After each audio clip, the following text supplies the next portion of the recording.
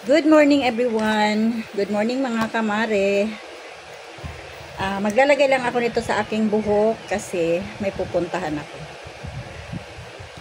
Bali makukuha na namin ngayon guys yung result namin sa NBI.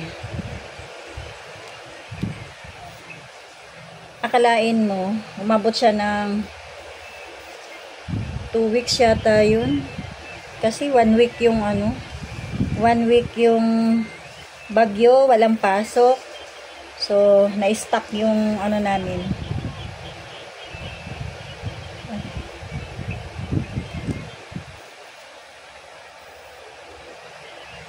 Naparami lagay ko dito.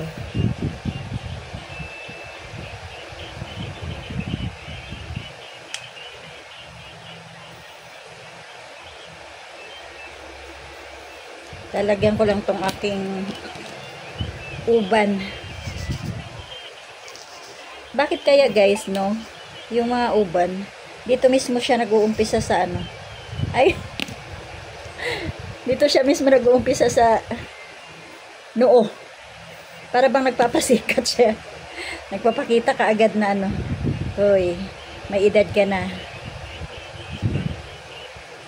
Dapat dito muna inuuna sa batok.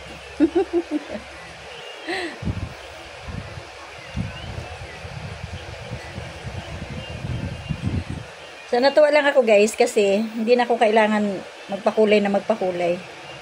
Kasi nakakapagpanipis ng buhok yung sige kulay. Sobrang dati ang kapal-kapal ng buhok ko. Tapos syempre sa kakakulay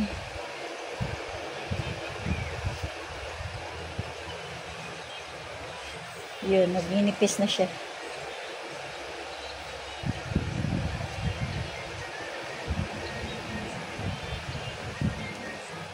So guys, ang una lang namin ngayon na puntahan sa NBI. Kasi mayroon daw akong kapangalan doon. Pero dati nakakakuha ako, wala naman. Ewan ko ba't biglang may kapangalan ako doon. So siya. 1 week akong nag-antay.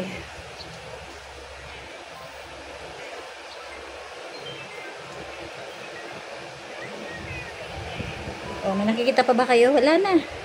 'Di ba? Salamat dito sa na to. Hala, hindi na siya bumababa. My God. Tingnan niyo na lang. Takpan ko na lang kahit hindi pa masyado bumaba. Lakas ng hangin.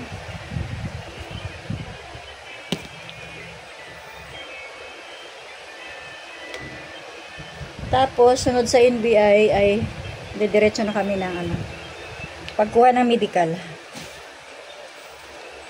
Hindi pa kayo nakaka-medical? Hindi pa kasi di ba nga walang pasok.